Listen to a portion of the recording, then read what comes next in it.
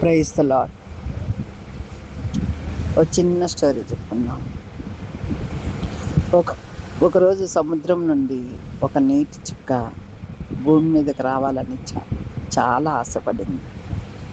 అయితే ప్రతిసారి ఆ నీటి చుక్క భూమి దగ్గరికి వచ్చేటప్పటికి వర్షం రావటం, ఆ వర్షం చుక్కల్లో కలిసిపోవడం, ఇలా ప్రతిసారి జరుగుతుంది.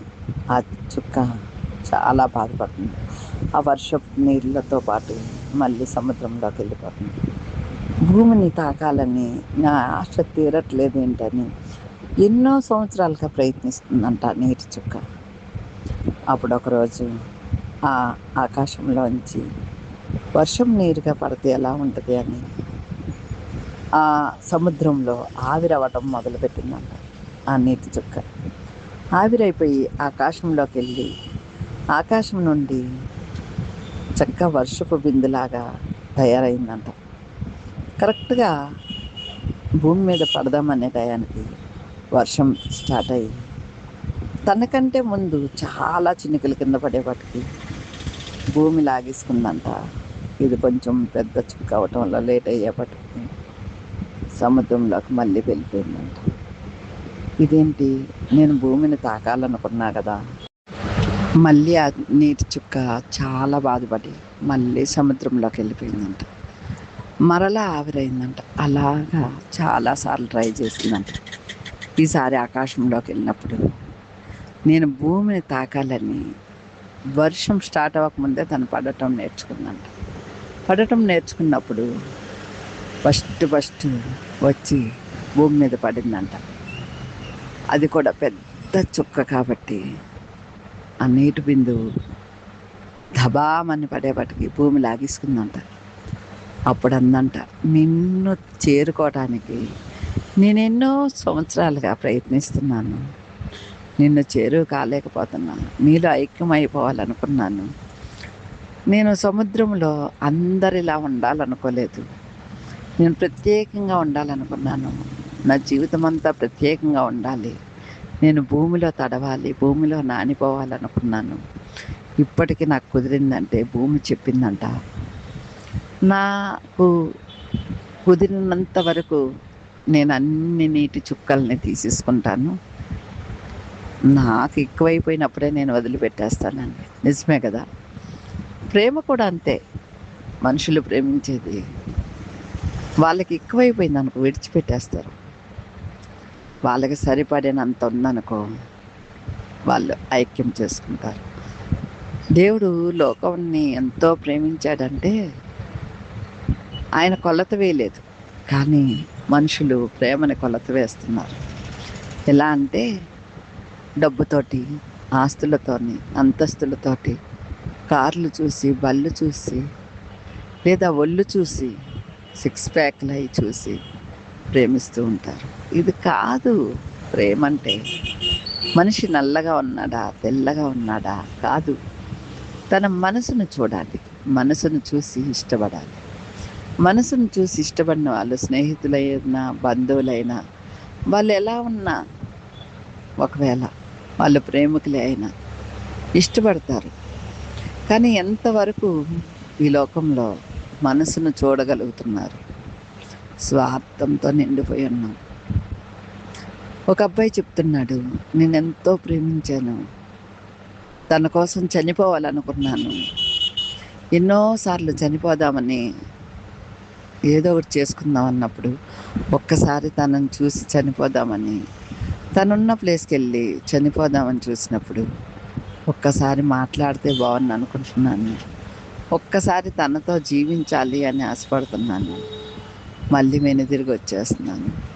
ఇలా నా చావు ప్రయత్నం దూరం అయిపోతుంది, నేను గుండెల్లో బాధను ఎవరికి చెప్పుకోలేకపోతున్నానని బాధపడుతున్నాను. నిజమే కదా. ఇక్కడ అమ్మాయిలు ప్రేమించి తల్లిదండ్రులు చెప్పిన సంబంధాన్ని పెళ్లి చేసుకొని వెళ్ళిపోతారు. ఎవరో కొందరు మాత్రమే తన ఇష్ట ప్రకారం తల్లిదండ్రుల్ని, అత్తమామల్ని ఒప్పించుకొని పెళ్ళిళ్ళు చేసుకుంటున్నారు. లేదా కులాలు, మతాలు, వర్ణాలు, వర్గాలు చూసి పెళ్ళిళ్ళు చేసుకుంటున్నారు. నిజానికి కులం అనేది మనుషులు పెట్టుకున్నదేగా. చెట్లకి ఏ కులము లేదే. గాలికి ఏ కులము లేదే, శరీరంలో రక్తానికి కులాలు లేవే, మనం నడిచే భూమికి కులం లేదే, మనకి ఎండనిచ్చే సూర్యుడికి కులం లేదే, చంద్రుడికి కులం లేదు, నక్షత్రాలకి కులం లేదు. దేవుడి కులాల్ని మతాల్ని ఏమీ చేయలేదు. ఆయన చేసేటప్పుడు ప్రతి మనిషిని మానవత్వంతో చేశారు, మానవత్వ విలువలు ఉండాలని చేశారు. కానీ మనుషులు వాళ్ళకి వాళ్ళు జాతకాలు, రాసులు, రాక్షసత్వాలు అన్నీ పెట్టుకొని, ఇదిగో వీళ్ళ రాసులు కలిస్తేనే వీళ్ళకి పెళ్ళి అవుతుంది, వీళ్ళ గోత్రాలు కలిస్తేనే వీళ్ళకి పెళ్ళి అవుతుంది, వీళ్ళ గోత్రాలు కలిసాయి కాబట్టి పెళ్ళి కాకూడదు, జాతకాలు చూస్తారు. ఇప్పుడు మొగుడు పిల్లలకి జాతకం చూసి పెళ్లి చేస్తున్నారు. మరి ఇంట్లో అత్తమామలకు కూడా జాతకం చూడాలిగా, మరి కోడలికి అత్తకి జాతకం చూసి పెళ్లి చేయాలిగా. వాళ్ళిద్దరు కలిసి ఉండాలంటే రోజంతా కలిసి అత్త కోడళ్ళే కదా ఇంట్లో ఉండేది. భర్తతో ఒక 10 గంటలు కూడా కలిసి ఉండదు భార్య. అత్తగారితో రోజంతా కలిసి ఉండాలి. మరి జాతకం అత్త కోడలకు కూడా చూడాలిగా. ఎందుకు అలా ఆలోచించట్లా? అంటే ఇద్దరు జాతకాలు కలిసి పెళ్లి చేసేస్తే వాళ్ళు కరెక్ట్గా ఉంటున్నారా? మరి 2 నెలలకి విడాకులు ఎందుకు తీసుకుంటున్నారు? జాతకాలు కలిసినయేగా. ఇదంతా ట్రాష్. నిజానికి మనస్సులు కలవాలి, మనుషులు కలవాలి, మనస్తత్వాలు కలుపుకోవాలి, సర్దుకుపోవటం తెలుసుకోవాలి.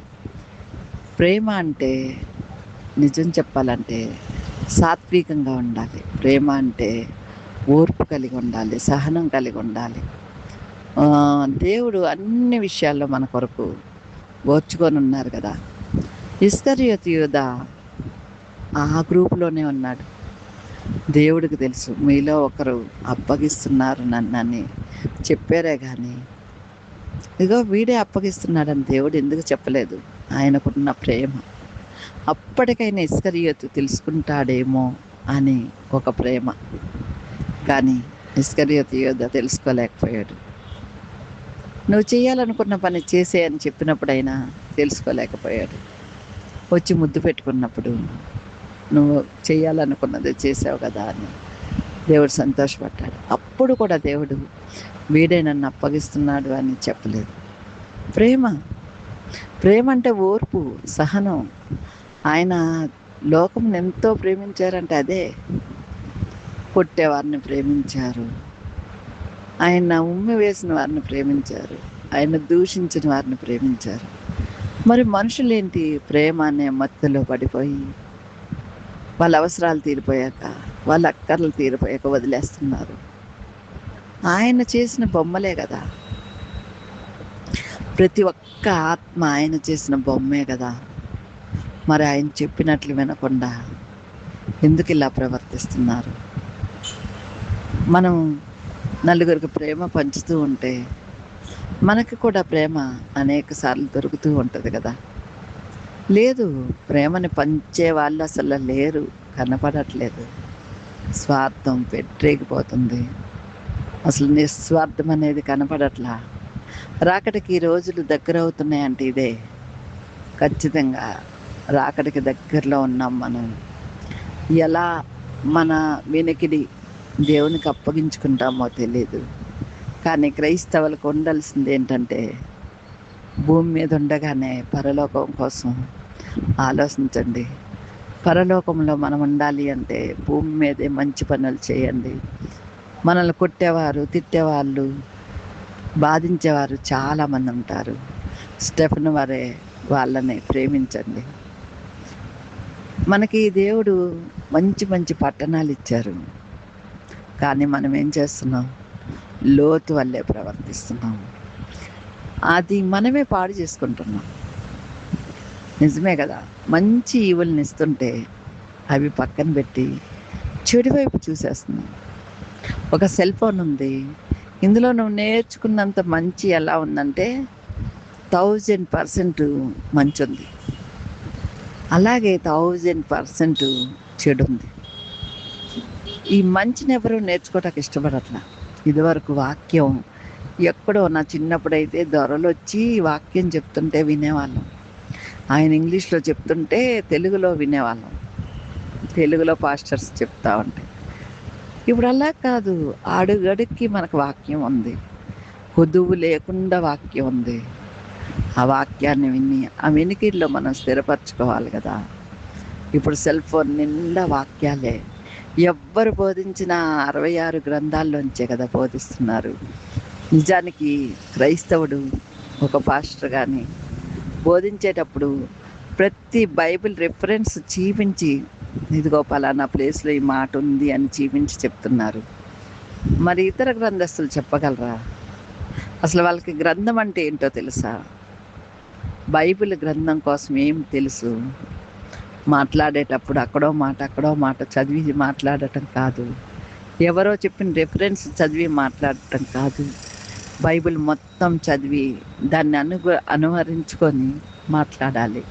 ఎవరైతే తప్పు పట్టాలనుకున్నారో అనేక మంది సేవకులైపోయారు. వాళ్ళే సాక్ష్యాలు చెప్తున్నారు. మేము బైబిల్‌ని తప్పు పట్టాలని వచ్చాం. ఇప్పుడు మేమే బైబిల్‌కి లోబడి ఉన్నాం అని. బైబిల్‌ని తప్పు పట్టాలన్న వాళ్ళందరి తప్పులు బైబిల్ చూపిస్తూ ఉంటది. మనం ఎలా మారాలో బైబిల్ చెప్తూ ఉంటది. బైబిల్ అంటే ఒక పుస్తకం కాదు. దేవుడిచ్చిన గొప్ప వరం మనకి. అది మన చేతిలో ఉన్నంత సేపు మనం ఆయనతోనే ఉన్నట్టు. ఆయ అందుకే బైబిల్‌ని ఎప్పుడు తెరిచి ఉంచి చదువుతూ ఉండాలి. నీకు చదువు రాదా? అది ఎదురుంగా పెట్టుకొని ప్రార్థన చేయి.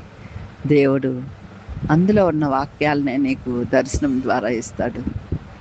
నీకు చదువు రాకపోతే, నీకు చదువొచ్చా? రోజు నీకు తోచినంతే చదువు. ఎవరు నిన్ను బలవంత పెట్టేవాళ్ళు లేరు కదా! ఎవరు నిన్ను లాక్కెళ్ళి ఇది చెయ్యి, అది చెయ్యి అనేవాళ్ళు లేరు కదా! మనకి మన దేశంలో మరి ముఖ్యంగా ఎంతో ఫ్రీడమ్ ఉంది. ఎంతమంది రాజకీయ నాయకులొచ్చి, ఎంతమంది క్రైస్తవుల్ని ఇబ్బంది పెట్టినా కూడా, మనకైతే బైబిల్ చేతిలోనే ఉంది కదా!